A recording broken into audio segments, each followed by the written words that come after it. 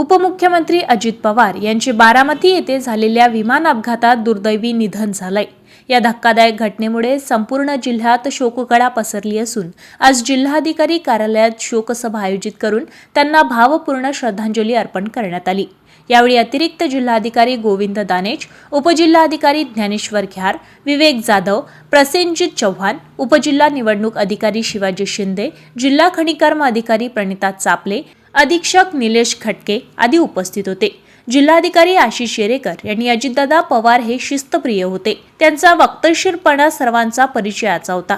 कार्यक्रमाच्या सुरुवातीला अजितदादांच्या प्रतिमेला पुष्पहार अर्पण करून अभिवादन करण्यात आले। त्यानंतर 2 मिनिटांचे मौन पाळून मृत्युत्म्यास शांती लाभो अशी प्रार्थना करण्यात आली। जिल्ह्याच्या विकासासाठी आणि योजनांच्या अंमलबजावणीसाठी त्यांनी तातडीने निर्णय घेतला आहे। त्यांच्या जाण्याने राज्याच्या राजकारणातील आणि प्रशासनातील एक मार्गदर्शक हरपला असल्याचे सांगितले। शासनाने जाहीर केलेल्या 3 दिवसांच्या राजकीय दुखवट्यामुळे कार्यालयातील सर्व अधिकृत कार्यक्रम रद्द करण्यात आले असून राष्ट्रध्वज अर्ध्यावर उतरवण्यात आला आहे।